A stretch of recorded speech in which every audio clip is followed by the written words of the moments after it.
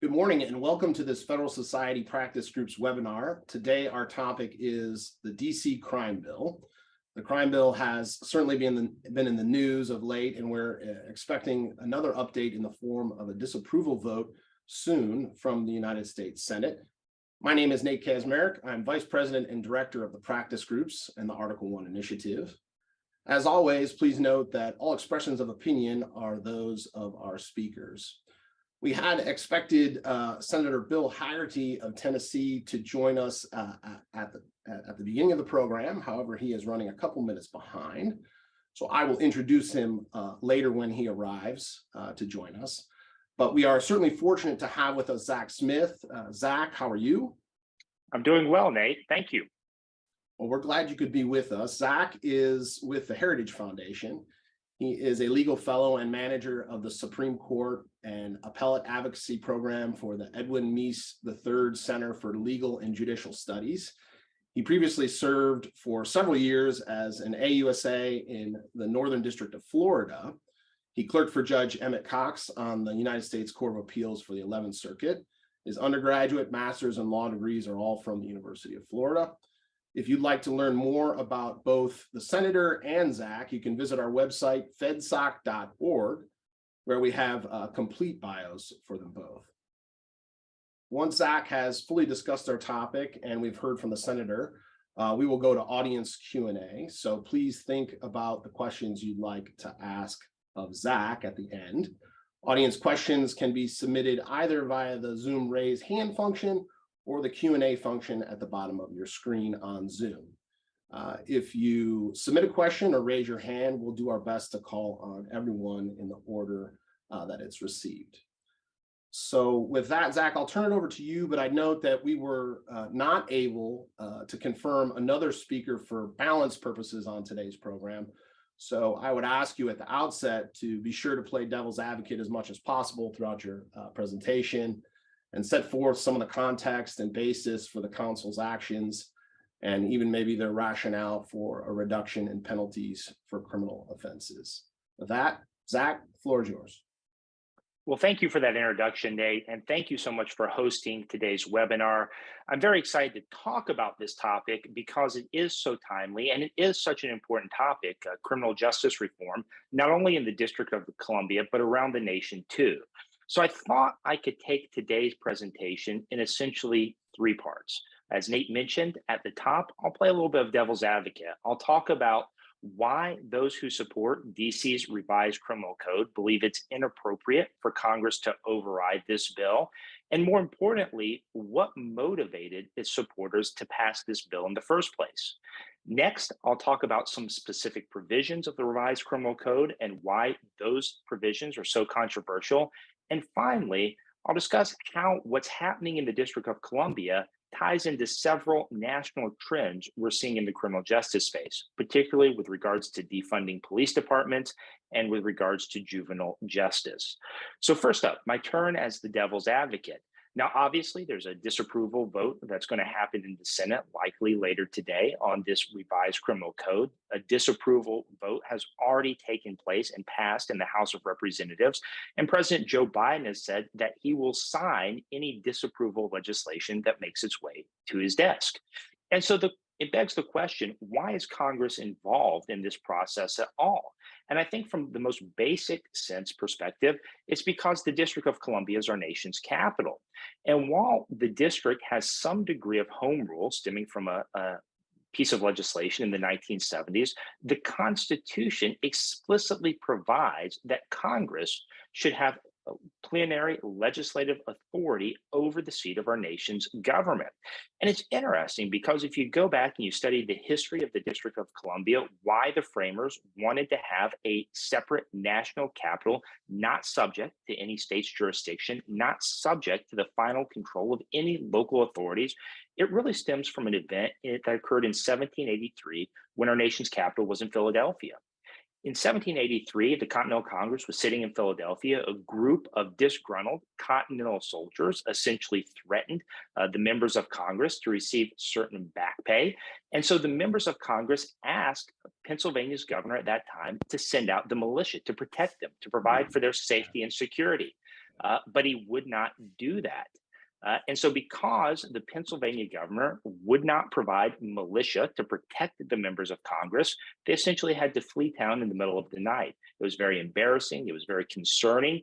And the framers of the Constitution wanted to make sure that nothing like that would ever occur again, that the final say over safety and security of our nation's capital would reside with the federal government.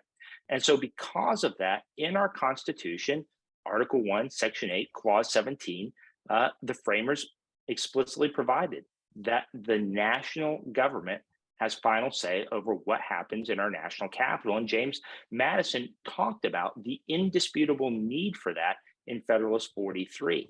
And I've written elsewhere about why DC statehood is a bad idea, why it would likely require a constitutional amendment. And so if you're interested in learning more about that, you can certainly go to my page at heritage.org or follow me on Twitter at @TZSmith to learn more about that.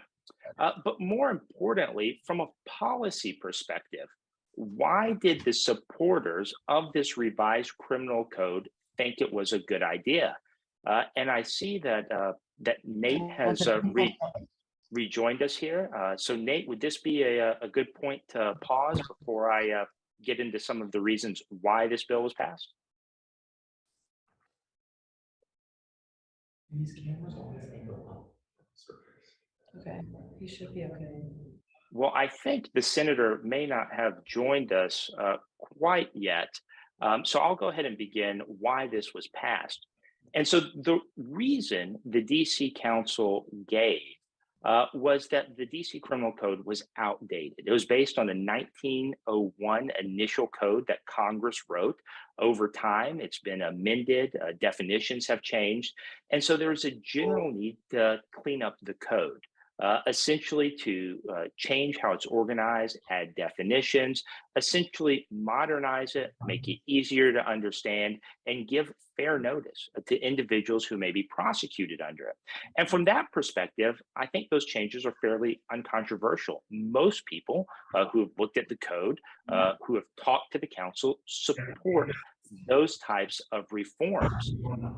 But unfortunately, as you'll see, as we talk about some of the specific provisions, there was really an underlying ideological agenda behind many of these reforms as well. And the driving force, aside from this need to clean up the code, behind many of these forms were two myths that unfortunately many on the DC Council and many on the left have bought into regarding our criminal justice system. And again, as we go through the specific provisions of the code, I think this will become more apparent. Those on the left and the DC Council have bought into the myth that our criminal justice system is systemically racist. It's not. And they've also bought into the myth that we have a mass incarceration problem in our country, which again, when you look at who's incarcerated, what they're incarcerated for, and compare that to the level of violent crimes in our country, again, I think you will see that is just not true. And in fact, a credible case can be made that we're currently under incarcerating violent criminals in our country. So what are some of the specific controversial provisions of the revised DC Criminal Code? Well, there were really three specific provisions, and the DC Criminal Code, the revised code, was about 450 pages, so it's very extensive, but 3 or 4 provisions have really gotten the bulk of attention, and appropriately so. One of the things that the revised criminal code did, it eliminated mandatory minimums for most crimes. In fact, the only mandatory minimum that the revised DC criminal code kept was for first-degree premeditated murder. But even though the revised criminal code kept the mandatory minimum for first-degree murder, it lowered the sentence for that crime. So that was very controversial. In addition to eliminating mandatory minimum sentences, the revised criminal code also lowered maximum sentences for most offenses, including violent crimes like murder, rape, robbery, kidnapping, and carjacking. So it's understandable why that provision to lower the maximum sentences for many of these crimes is so controversial as well. And then it also expanded the ability of violent offenders to be released from prison early. Under current law in the District of Columbia, there's something called a Second Look Act. These are in place in many jurisdictions around the country. They've been growing in popularity around the country. But under current law, defendants who were younger than 25 when they committed their crime and who have served at least 15 years in prison can file petitions for early release. Now, under the new rule, under the revised criminal code, that would expand that. Any defendant who is 25 or older, so basically anyone who committed a crime, would be allowed to petition for release after serving 20 years in prison. And the estimates by local DC authorities are that under this expanded Second Look program, it would about double currently the number of individuals who would potentially be eligible for early release. And this early release provision has been particularly controversial among victims' rights groups. Many of the victims' rights groups, they say that crimes, murder, rape, other crimes of violence, those are irrevocable acts. The victims live with the consequences of those crimes for their entire life. And so this idea that essentially violent criminals would be getting a break, having an opportunity to get out of prison early is something that many victims advocates are very upset about right now. Now, another provision that is somewhat controversial in the revised DC criminal code is expanding jury trials to all misdemeanor offenses. But a lot of the concerns with this expanded jury trial right is really over its implementation, its funding, and practical concerns surrounding it. This was a provision that DC Mayor Muriel Bowser raised a lot of concerns about in her veto message when she vetoed the revised criminal code. Now, of course, the DC City Council, they overrode her veto and transmitted the law to Congress for its review, where it's currently undergoing the disapproval process. But this expanded right to jury trial, while not necessarily objectionable in itself, has a lot of practical concerns about how it's going to be implemented, how the courts are going to be funded to issue summonses, provide for appropriate space for these jury trials to take place, that sort of thing, which by and large was left unresolved by the revised criminal code. Now, the revised criminal code, some of its provisions were not set to take effect until 2025. And so essentially the DC City Council with this jury trial provision and others took a let's pass it now and we'll work out the kinks later approach, which rightfully concerned many people who reviewed this piece of legislation. Now, the other thing that made this revised criminal code so controversial is what's happening right now in the District of Columbia in terms of crime. If you think back to the early 1990s, not only did the District of Columbia have a reputation as not only was it our nation's capital, but it also had a reputation as our nation's murder capital. And rightfully so. If you look back at what was happening in the early 90s, all types of violent crimes, but particularly violent crimes, were astronomically high in the District of Columbia. And in fact, they topped out in the early 1990s with over 400 murders that year. Now, steps were taken to combat that. They were successful in many instances in being able to push back against that violent crime by prosecuting criminals, by putting more police officers on the street. But over the past several years, when those types of reforms were rolled back, crime rates began to creep up slightly more. And I see that Nate has rejoined us here, and I suspect we may hear some more from Senator Hagerty about crime in the district. Very good. Thanks, Zach. I will just interrupt you for a moment now because Senator Hagerty has joined the program. Welcome, Senator. How are you? I'm very, very good, Nate. Appreciate your understanding. Our Senate Foreign Relations Committee meeting ran over on some very heated discussions about the authorization of use of military force overseas. Well, it's totally understandable, and we completely understand. We really appreciate you being willing to squeeze us into your schedule today. I will just quickly give an introduction to our audience of you, and then I'll turn it over to you for any remarks you'd like to offer for our audience. Senator Hagerty was elected to the U.S. Senate in 2020. His committee assignments include banking, foreign relations, appropriations, and rules and administration. Prior to the Senate, he served as the 30th United States ambassador to Japan from 2017 to 2019. His background is in business. He started with the Boston Consulting Group and later became a venture capital and private equity investor.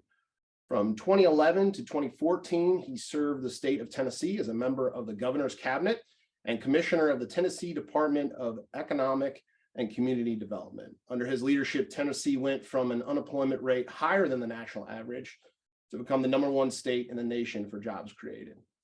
The senator has recently led the effort in the Senate to reject the District of Columbia City Council's revised Criminal Code Act of 2022.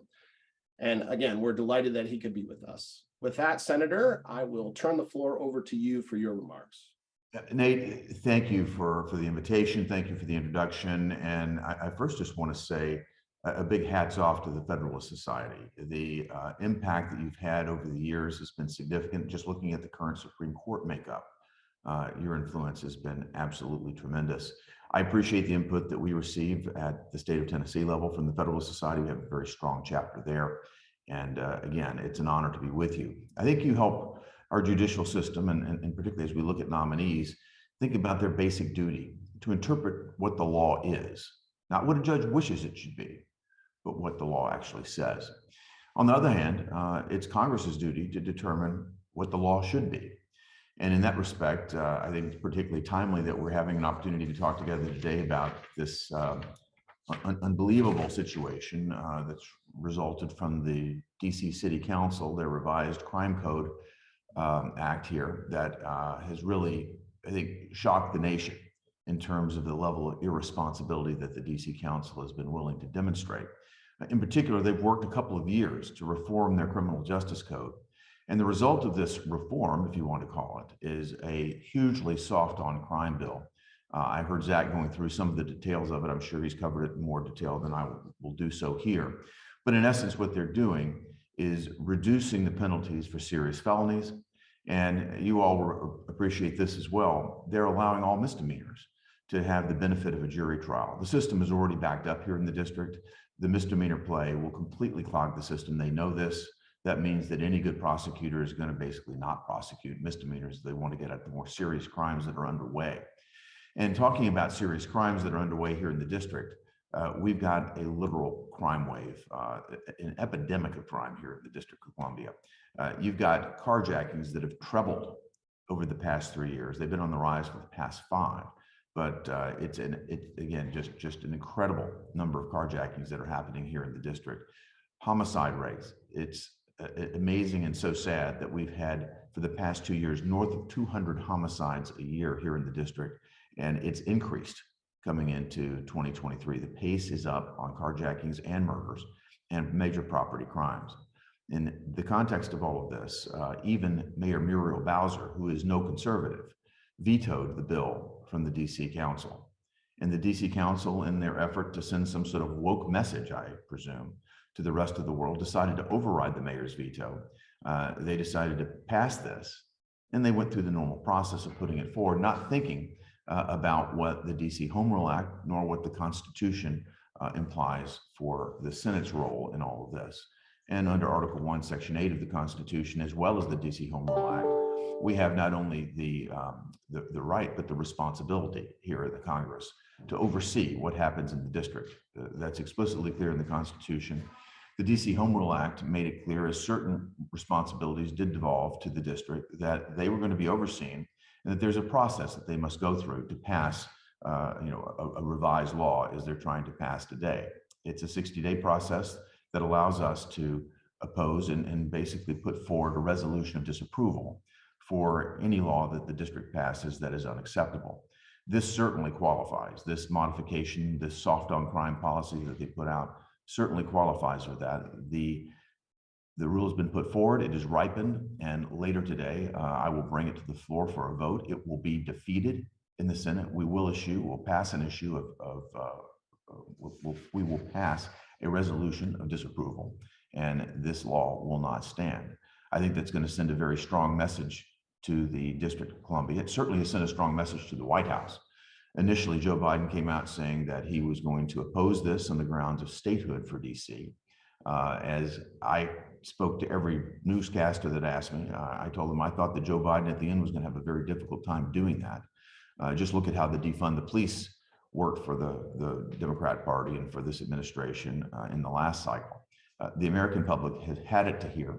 I think the people in Chicago spoke loud and clear when they ran Lori Lightfoot out of office. And we're at a point now in America where we've had it with crime, and these soft on crime, far left messaging types of bills like this should not stand. We're not going to let it stand in the Federal District of Columbia. My constituents need to be able to come here and visit me and feel safe that they aren't going to be car checked, they aren't going to be murdered, they're not going to be robbed. And what this bill would do if we were to allow it to pass, it would absolutely incentivize more of that sort of behavior in the midst of an acceleration that is already underway. So DC is trying to send the exact wrong message at the exact wrong time. I think we're going to speak here in the Senate today. I'm proud to lead it, and we're going to send a message right back that it's not going to be tolerated. The White House has taken its cue as well. Joe Biden has now flipped and said that he's now going to sign this. I'm looking forward to being invited to the signing ceremony. I doubt that'll ever happen, but we're in a much better place, I think, in terms of sending a message to the district, and I hope sending a message to the rest of the nation that these soft on crime policies are not acceptable in the eyes of the American public. Very good. Very much appreciate that, Senator. I know you're tight on time, so I'll just ask, just a quick concluding question for you. I mean, obviously, I think that the disapproval resolution is the first time that's happened in 30 years. We have the unusual circumstance that the chairman of the city council tried to claw back the bill from the Senate. Given all this and the unexpected turns, do you foresee that the DC City Council will, address, work to address the message sent by the Senate, and where do you see them taking it going forward? Well, it's interesting. The council chairman came up with some stunt to unsubmit this bill after they started the process. They need again to read the DC Home Rule Act and the Constitution. There's no process to do that. And I'm certainly not going to take a sucker's bet and act like this never happened. 60 days would pass. Then suddenly they get a legal opinion saying, they never had the authority to, quote, unsubmit it, and it would become law. We're not going to allow that to happen today. We're going to vote this down today by issuing our disapproval, and we are going to have, the DC government, I hope, take a very hard look at what they're doing. At a time when crime is accelerating, they need to be getting tough on crime. That should be the message that they hear. And the next time they send something our way, I hope it's going to be with a much more deliberate and purposeful end in sight, something that does actually do something to deter crime rather than incentivize it. And I'm not looking to see another woke messaging bill come across my desk, particularly given my responsibility on the Appropriations Committee as the ranking member of the subcommittee that, among other things, has responsibility for the District of Columbia. Very good. Well, thank you very much, Senator, for your time and your leadership, and we hope to have you back again soon. Good to be with all, and thanks for what all of you do. Thank you so much. Appreciate it. Zach, with that, sorry to have interrupted where we were at. If you can remember where you were in your place, we'll restart the programming, and we'll work from there and take audience Q&A towards the end of the program. That sounds great. Thank you, Nate. And look, I by and large agree with many of the things that Senator Hagerty was saying. And particularly, I think where we left off, we're starting to talk about some of the crime statistics and what's happening in the district in terms of crime, and why from, certainly I think a policy perspective, a practical perspective, but certainly from a messaging perspective, reducing criminal penalties, eliminating mandatory minimums, it's a very bad idea right now. So to give you an idea, for many years, as I was mentioning, the District of Columbia was known as our nation's murder capital. Murders in the district peaked in the early 90s at 482 murders. That's an astronomical number. It was a very, very high per capita number, and one that frankly was completely unacceptable. Now, over the course of many years, including providing more funding for more officers on the street, including prosecuting violent offenders very aggressively, that murder rate started to go down. And so in 2012, the district had a record low year in terms of murders, where only, and I say only, but relatively speaking, 88 people were murdered in the District of Columbia. And so if you compare 88 people murdered in 2012 with 482 people murdered in 1991, that's a gulf of difference in terms of safety in the District of Columbia. Now, unfortunately, that murder rate has been creeping up, particularly over the past several years.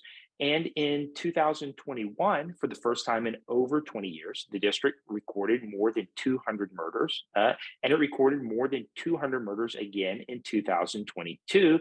And so far this year, in 2023, murders are up 33% based at where they were at this same point in 2022. So unfortunately, it looks like the murder rate is again going to be very high in the District of Columbia. But it's not only murder that's increasing in the District of Columbia. You also have sex abuse cases that are increasing. Those are up 120% compared to this same point last year. Motor vehicle thefts are up 108%. Compared to this time last year. And as the senator mentioned, carjackings have been increasing in the district over the past 5 years. But really, over the past 2 years, the number of carjackings have exploded in the District of Columbia. And at the end of 2022, the District of Columbia had more than 485 carjackings that occurred within its boundaries. That's more than one carjacking per day.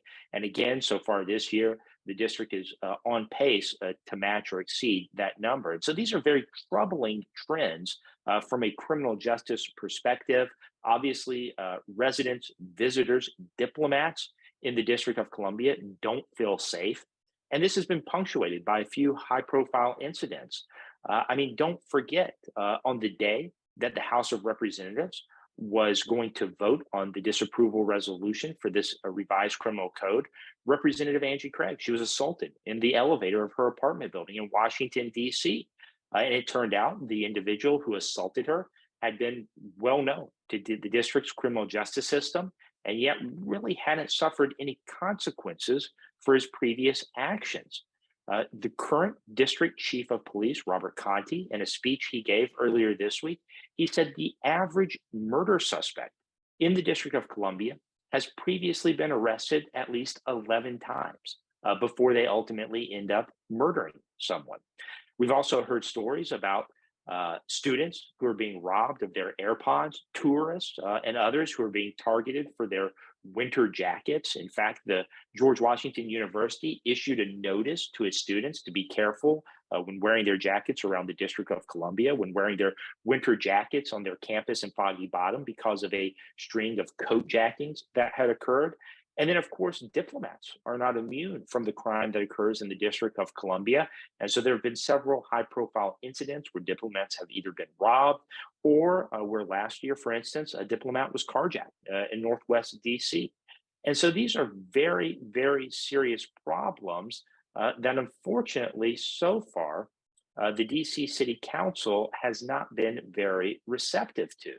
Now, one of the common arguments by the DC City Council and supporters of the DC Criminal Code's reforms have been that they say longer prison sentences don't make us safe. While I have to disagree with that assertion, I suspect they're relying on one study that looks at relatively low-level offenders in Harris County, Houston, Texas, that is ambivalent about the effects of longer sentencing for misdemeanor offenses. But I certainly don't think that stands for the proposition that longer sentences do not affect repeat violent offenders. And in fact, I think there is data out there that points to the exact opposite result. The U.S. Sentencing Commission has done a series of studies. They released the latest installment this past summer, where the U.S. Sentencing Commission, the body charged with setting sentencing policy for the federal court system, found that basically longer periods of incarceration reduces the rates of recidivism among offenders. And what that basically means is that the longer someone serves in prison, the less likely they are to offend again once they're released. And so, look, this was a very radical rewrite by the DC City Council of their criminal code. It came at a time when crime was absolutely exploding in the District of Columbia, particularly violent crimes were going up. And the science and data that they used to support many of these changes don't actually say what supporters say it says. And so from that perspective, these are all very troubling developments.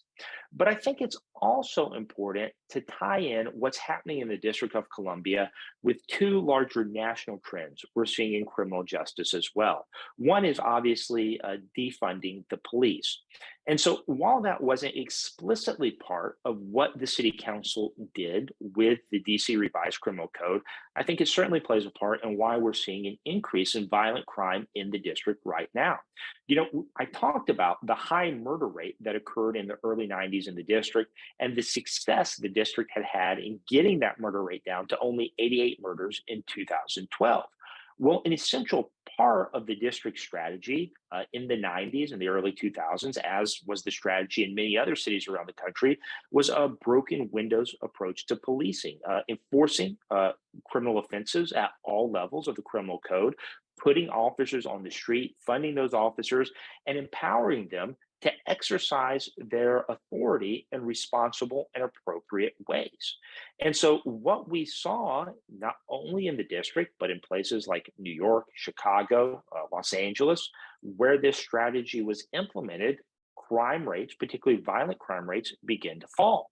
And so when you look in the mid 2010s, when the murder rate was relatively low in the district, the staffing level of the Metropolitan Police Department, which is the local police force in Washington, D.C., it hovered around 4,000 officers. Now, unfortunately, in 2020, in response to the murder of George Floyd, the D.C. City Council, having bought into this myth that our criminal justice system is systemically racist, they moved to essentially defund in a substantial way the district's police department. In 2020, they cut about $15 million from the Metropolitan Police Department's budget. Charles Allen, the local DC City Council member who spearheaded that effort, he said it's the biggest single reduction in the district's police force. This would lead to the biggest single reduction he's ever seen since his time on the commission. He admitted he was doing this in the name of racial justice, but that he would support further cuts to the Metropolitan Police Department as well. Now, what's sadly ironic about that statement and other actions taken to defund the police in the name of racial justice, if you look at who is predominantly victimized by increases in violent crime, crimes like murder, shootings, robberies, the victims of those crimes are predominantly young Black men. And so the sad irony is that the very individuals these types of supposed reforms are supposed to help actually end up victimizing many of those same individuals at a far higher level than if funding and appropriate staffing had been provided to police departments. And so what happened after this $15 million budget cut took place, which actually ended up being closer to 30 millions because of the way the DC budgetary process works, is that staffing levels for the Metropolitan Police Department begin to decline precipitously. And so you saw at the end of fiscal year 2021, the Metropolitan DC Police Department, having gone from a staffing level of about 4,000 officers, sworn officers, had about 3,580 officers. And that number dropped later in the year to 3,460, and that number is still falling further today. And Chief Robert Conte, the current DC Chief of Police, he's called this staffing level a crisis. He said the DC Police Department is at the lowest level of staffing it's been since the 1970s. It's affecting response times. It's affecting the ability of the police department to investigate crimes and to effectively, proactively police in communities. And Chief Conte says he suspects it will take at least a decade for DC Police Department staffing levels to return to where they need to be. And some individuals think that that decade estimate may in fact be conservative. And again, DC Mayor Muriel Bowser, who, as the senator mentioned, is herself no conservative, even she recognizes this is a dangerously low level of staffing for the DC police, and supports increasing the number of officers once again to be north of 4,000 sworn officers in the district. But again, we're seeing this not only in the district, but in other cities around the country as well, where they too are moving to defund their police departments and reduce the number of officers on the street, which ultimately leads to increases in violent crime. The other issue that's currently happening in the DC criminal justice area that we're seeing throughout the nation as well is juvenile justice issues.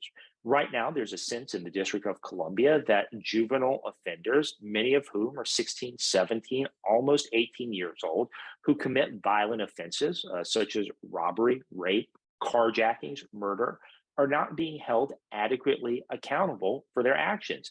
In fact, if a juvenile offender commits a crime, essentially anything less than murder, they're ultimately released on the street in very short order and suffer very few consequences for their actions. And you see the number of juvenile offenders who participate in or who are arrested for carjackings in the district, it's more than 50%, and it's been hovering closer to 60 to 66% of offenders involved in carjackings being juveniles. And this lack of accountability for juvenile offenders, it creates perverse incentives, not only for the offenders themselves, but also for organized criminal enterprises like gangs. Gangs often go out, recruit very young juveniles to commit violent crimes because they know if these juvenile offenders are caught, they will suffer far fewer consequences, or certainly less severe consequences, than someone who is 18 years or older would suffer for committing the same action. And so this is a revolving door system in the DC juvenile justice system. We've seen others around the country buy into this same philosophy. Unfortunately, many rogue prosecutors in our nation's biggest cities like Los Angeles, Chicago, Boston, just to name a few, have bought into this same ideology, and they too are refusing to appropriately prosecute juvenile offenders, which of course has led to a spike in juvenile offenders committing crime. Now, again, not only is this bad for the community, but there are studies that show early appropriate intervention of holding juvenile offenders accountable can help cut off the continued criminality of that offender and help them get their life back on track and become successful, productive members of our communities. And so all of that to say, these two myths about our criminal justice system, the myth of mass incarceration, the myth that our criminal justice system is systemically racist, not only is it driving bad criminal justice policy decisions in the District of Columbia, but it's driving bad criminal justice policy decisions in other cities around the country too. Fortunately, in this case, in the District of Columbia, Congress stepped in. The House has already overridden this radical rewrite of DC's criminal code. The Senate is expected to do so later today. And President Joe Biden has said he will sign that override bill, which is an encouraging development because citizens in every city deserve to be safe and free from violent crime. But that particularly holds true in our nation's capital, where people from around the country and around the world come to conduct our nation's business.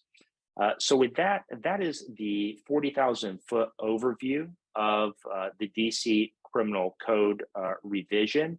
And at this point, Nate, I'm happy to defer to you on the best way to do this, but maybe we can open up the floor for some questions. Sure. So happy to have questions from our audience. There's a couple lined up in the queue. I will just kick things off with a similar question that I asked the senator, Zach. Given the process, the expectation of a disapproval and the president signing it, what is your expectation for where things head next with regard to the DC Council and their path forward? Yeah, that's a great question. And right now, frankly, I don't think anyone quite knows where this will end up. But what I suspect will happen is the DC Council will go back to the drawing board. Some have suggested that the council essentially piecemeal up the different provisions of this bill, pass some of the non-controversial portions that we talked about earlier, things like changing the structure of the code, updating some of the definitions of the code, so that it reads in a more logical, common sense way and is easier to understand. Those types of revisions to the code are relatively non-controversial, and I think would get pretty broad bipartisan support. Now, these more controversial provisions, when they are pieced out, if they're passed either as a group or passed separately, I suspect that's where a lot of the time and energy and focus will take place. And in fact, one of the major criticisms Mayor Muriel Bowser levied against the council when she vetoed this bill was that they hadn't allowed adequate time for public comment and input into these provisions that would have very real impacts on DC's different communities. Now, the council said, they began this revision process back in 2016. They held hearings on the process. But again, the hearings were not well publicized. They were typically held at a time when community members couldn't participate, particularly if they have to work jobs during the day. And so I suspect you'll see a much more robust debate around these provisions.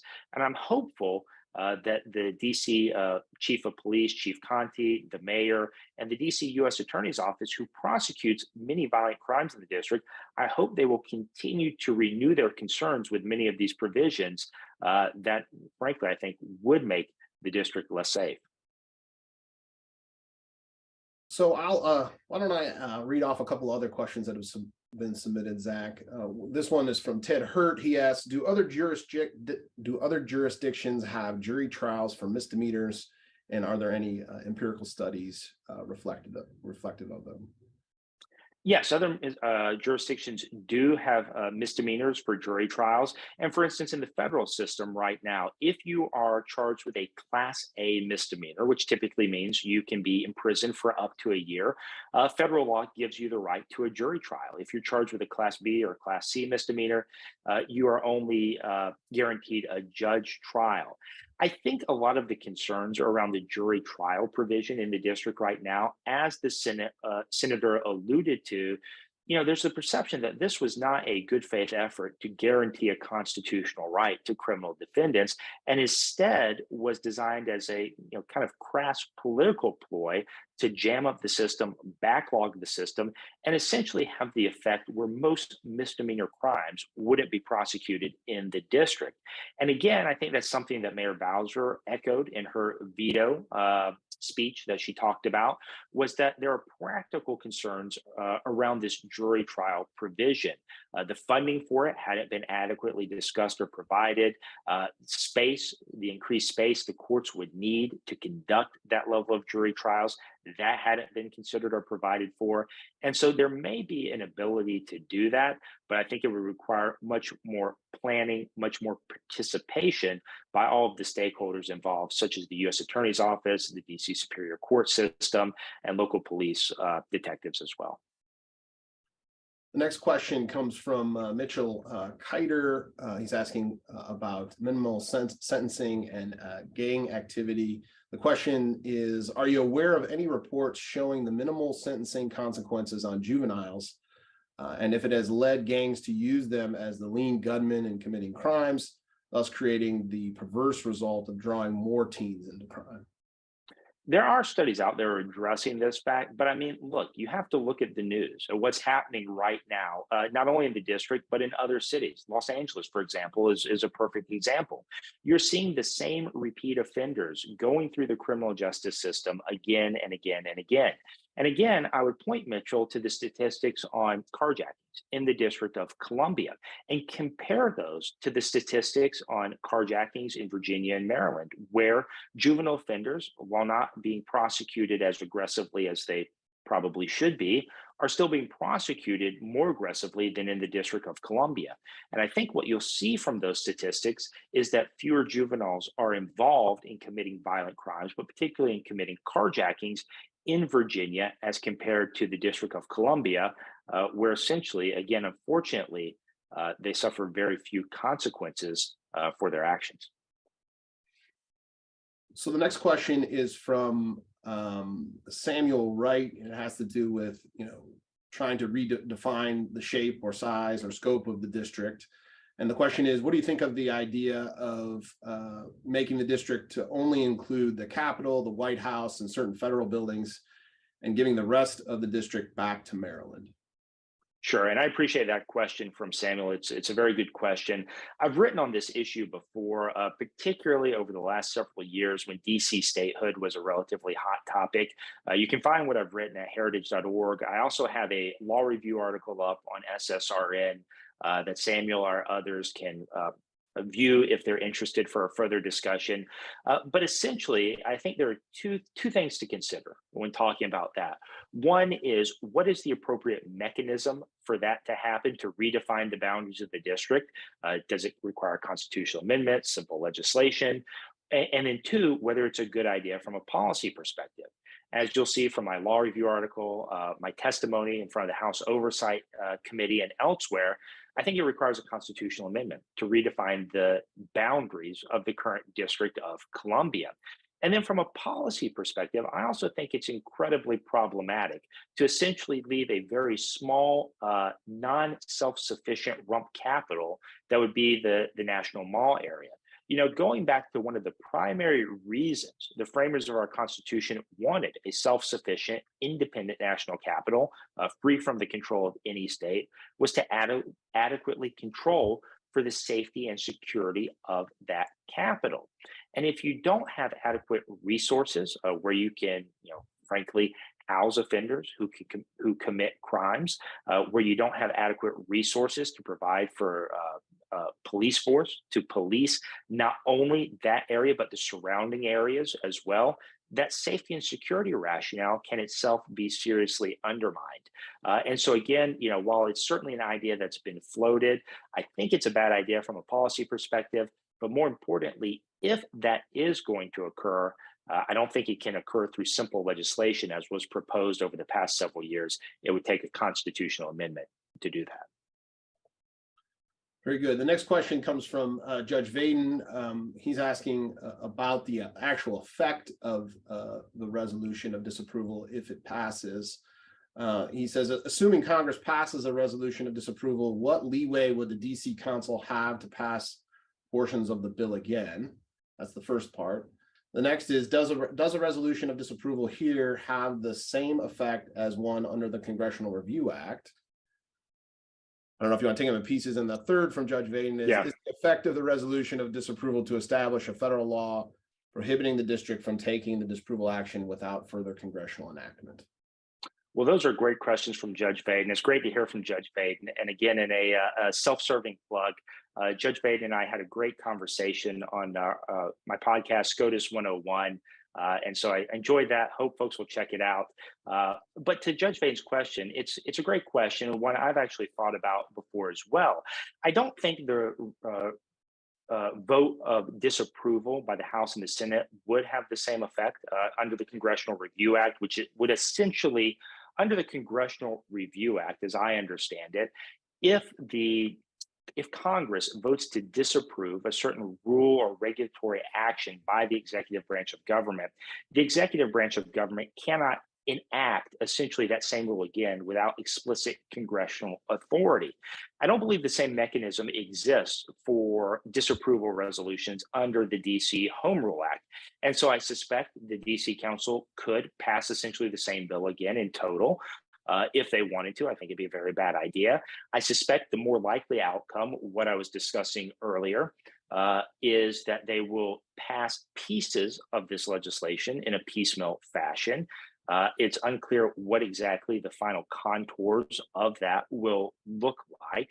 But I suspect that will be where the City Council pivots to, with the most likely outcome. They will try to pass I think, the non-controversial provisions first, likely trying to sneak in maybe some more soft on crime provisions, but maybe not as outrageous as some of the ones that I discussed earlier, and then take those separate, very controversial provisions, the elimination of mandatory minimums, the Second Look Act, the lowering of maximum penalties, and try to pass those in a separate piece of legislation.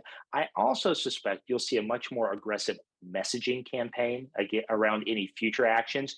Members of the DC City Council, they have effectively been referring to this as a failure of messaging, which I think is ironic. It's a failure of policy from top to bottom, but they're spinning it as a failure of messaging. And so I suspect before any further actions taken, you'll see a much more aggressive messaging campaign taking place as well. Well, so just to, in the vein of playing devil's advocate a little bit, I know Senator Booker, it's been reported, was trying to argue amongst Senate leadership yesterday that it isn't about messaging. In fact, so many of the provisions are reflected in states and other jurisdictions already. And I know I kind of get a sense of what your response would be, but your response to that in terms of his attempt to support the DC Council's move and the substantive elements, your response is? Well, look, first of all, I think you have to go back to what Senator Hagerty was saying. Congress not only has the authority, they have the responsibility under our Constitution to oversee what happens in our nation's capital, particularly with regards to safety and security. And so it's appropriate for Congress to step in and take action regardless of what other states may do. I've seen those same types of arguments being made before, and the two responses to that are, one, many of the DC Council's proposed revisions are so radical, they provide for more lenient sentences and maximum penalties than even liberal jurisdictions like California, for instance. And so these proposed revisions are very well outside of the mainstream. The other thing to consider is that crime is a hyper-localized problem by and large. And so some states, yes, they may have different penalties for some of the crimes listed. They may have different sentencing schemes, but I doubt many of them are seeing year over year increases, particularly surges in crimes like carjackings. I doubt many of them are seeing 20-year highs in murder rates. And one thing I know for certain, in essentially no other city can you have the national and international implications of crime that you do in the District of Columbia. For instance, where else would it potentially be an international incident for a carjacking to take place? Well, that's easily the case in the District of Columbia when a foreign diplomat is carjacked very close to their embassy. And that's not a hypothetical situation. It happened in 2021 and was, in fact, an international incident. I think, again, highlighting the appropriateness of Congress stepping in and taking action here. So Julie Warren from Right on Crime asked this question. What are your thoughts on Governor Perry's and the 2007 Texas legislature's investment into diversion and alternative sentencing for nonviolent offenses, and that effort's relation to the reduced crime rates since 2007? Does DC have anything to learn from Texas? Well, I appreciate that question, and it's a good one, because one of the things you hear many of the so-called criminal justice reformers touting are that they're investing in diversionary programs instead of incarceration. And, one of the things I write a lot about are road prosecutors, along with my colleague, Cully Stimson at Heritage. And you hear this from many of the recently elected so-called progressive DAs.